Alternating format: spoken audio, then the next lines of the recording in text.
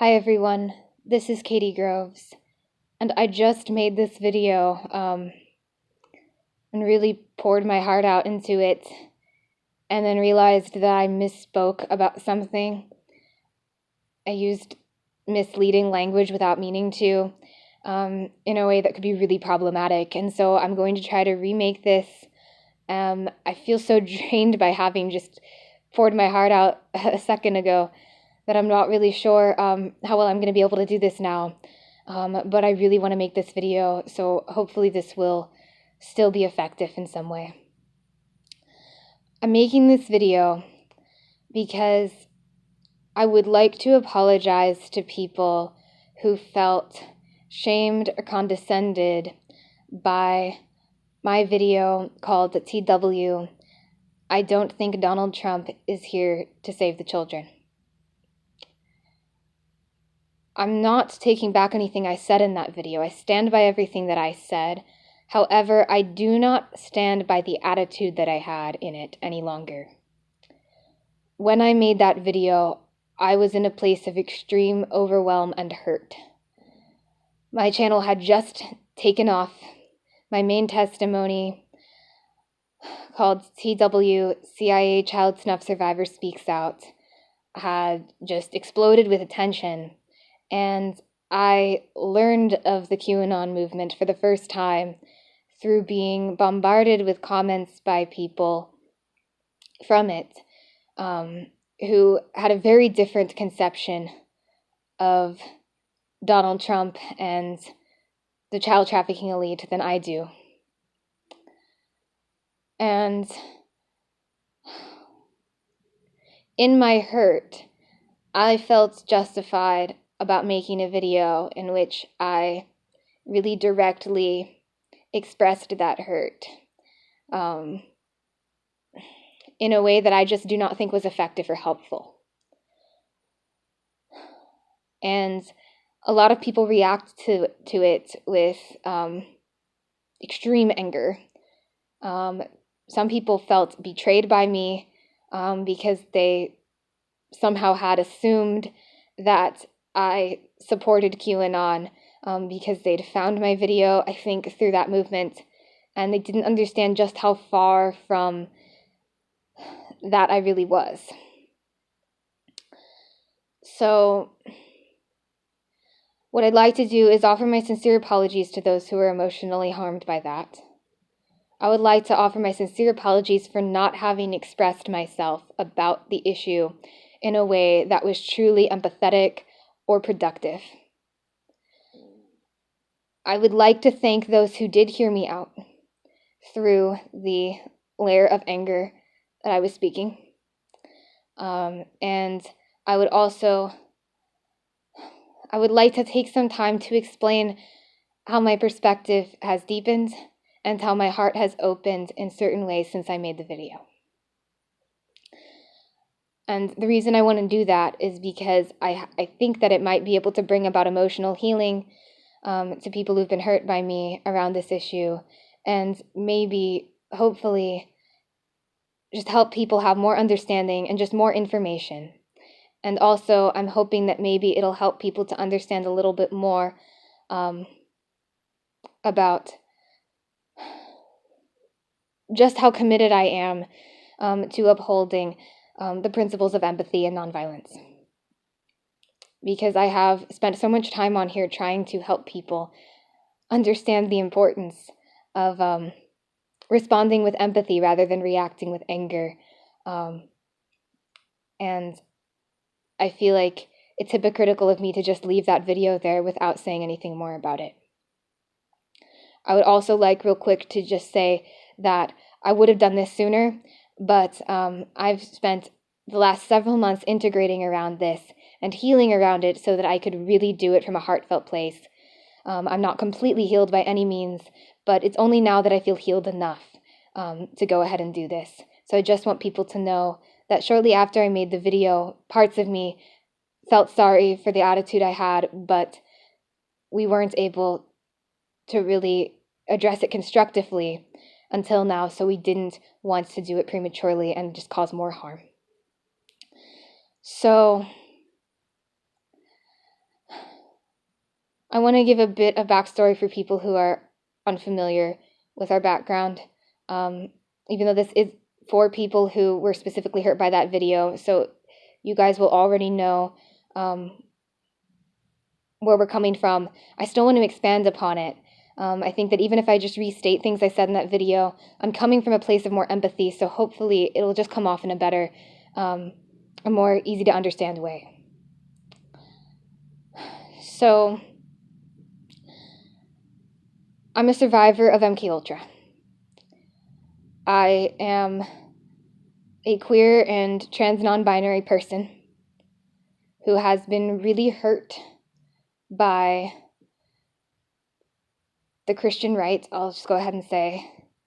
I'm somebody who was made to engage with the truth community, specifically on the far political right side of it, as a child, as an MKUltra slave and a propagandist. I did so anonymously, of course, and I did so under programming, but I have grown to have a lot of pain around certain aspects of the truth community that are very involved in certain political and social ideologies that I stand against. Having been forced to perpetuate belief systems that were hurtful to me and my own communities under programming, it's led me to have so much grief around the situation that I have a hard time containing my pain. I've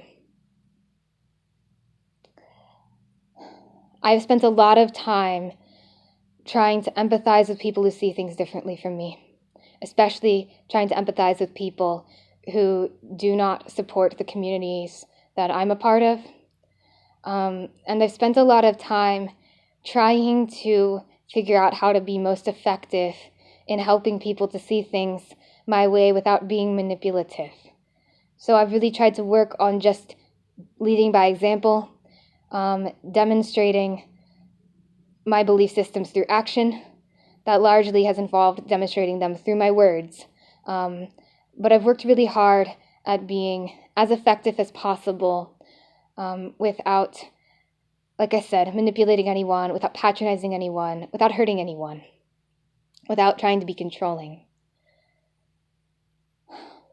I feel like I really fell short in that video in those ways. I wasn't trying to manipulate anyone, but more than anything, I was blowing off steam, and that just was not the right thing to do for those circumstances. There was a way that I could have done that, but the way I did it in that video was not the right one. And what I want people to understand more than anything is that I may not see things from your perspective. In fact, I may find your perspective very violating and harmful. However, that does not mean that I think you are a sociopath. That does not mean that I think you are subhuman. And that does not mean that I am not willing to listen to what you have to say.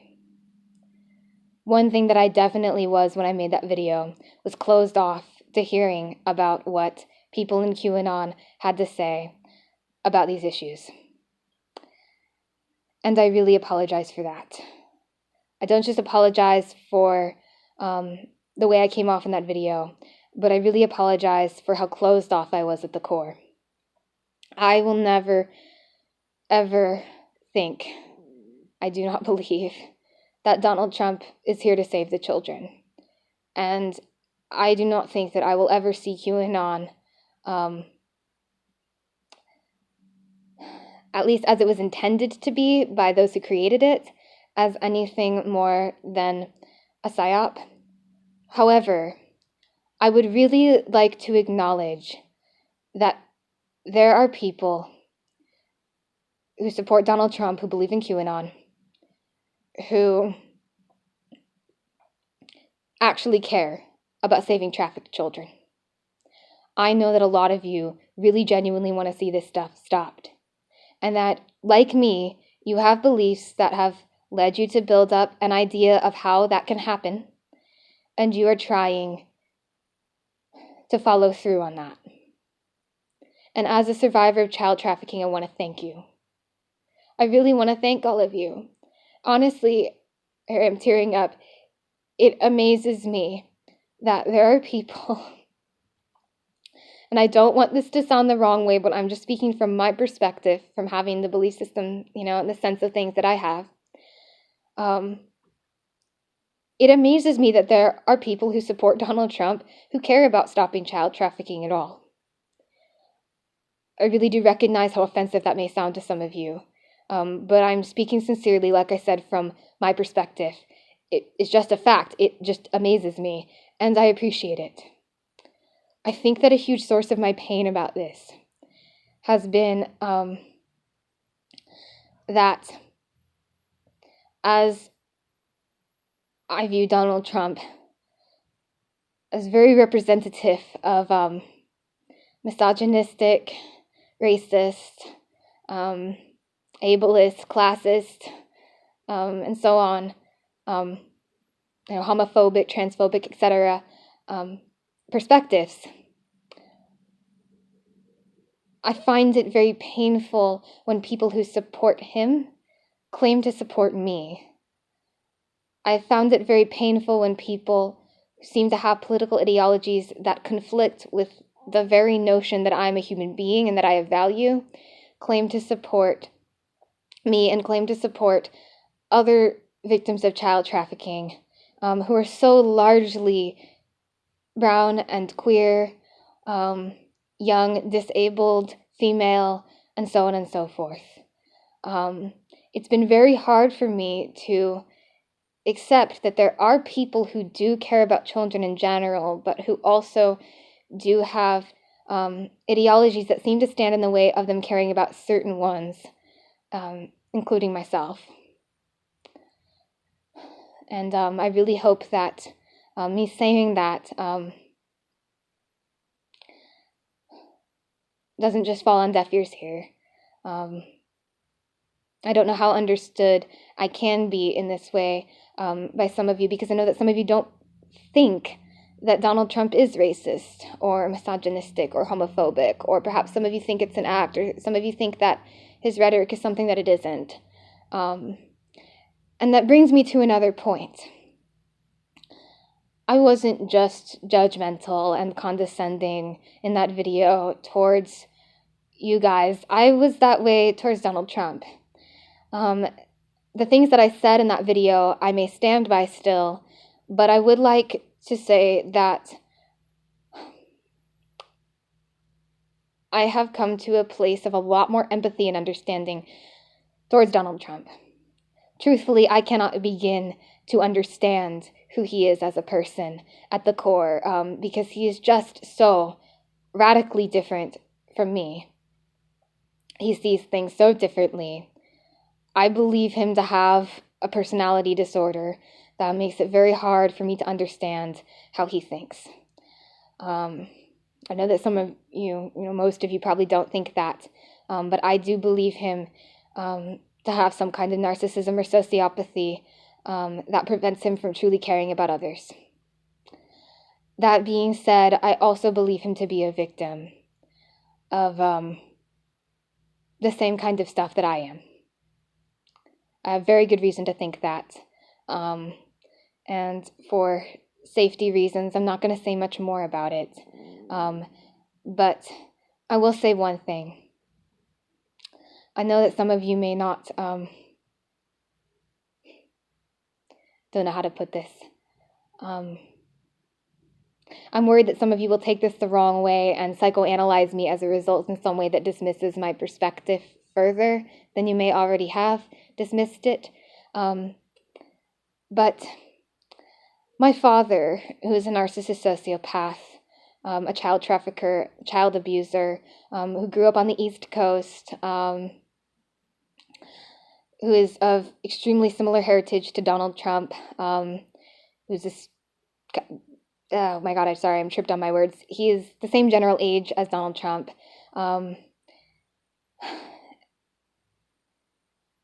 he has a lot in common with Donald Trump. He shares a lot of traits that Donald Trump has.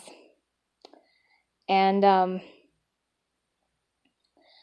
have put a lot of work into empathizing with my father, into understanding my father, and into recognizing his perpetration in the context of his victimhood, as someone who was born into MK Ultra in the 50s, as someone who really did not have a chance or really have a choice at becoming something else other than what he became.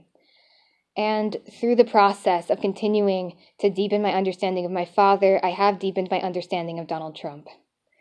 Through letting go of the pain and suffering that my father has caused me, I have let go of a lot of the pain and suffering that Donald Trump has caused me. I said in my video, I don't think Donald Trump is here to save the children, that there are things about him that I cannot say. And that is still true. I'm choosing my words carefully here. In talking about the connection between my father and Donald Trump, I had to choose my words carefully. And I'm going to let you guys make of what I just said here. Let you make of it what you will. But I do know things I can't say. And it did cause me very deep personal pain when people suggested that I go to Donald Trump for help with what I went through as a child. And I really just hope that you guys will just keep opening your hearts, keep looking at these issues, and just understand that while, like I said, my perspective hasn't changed, in that I still think that Donald Trump is a perpetrator of many things, not an ally to the survivor community. I do see both him and you guys in a more tempered light, and I hope that that means something. Thank you.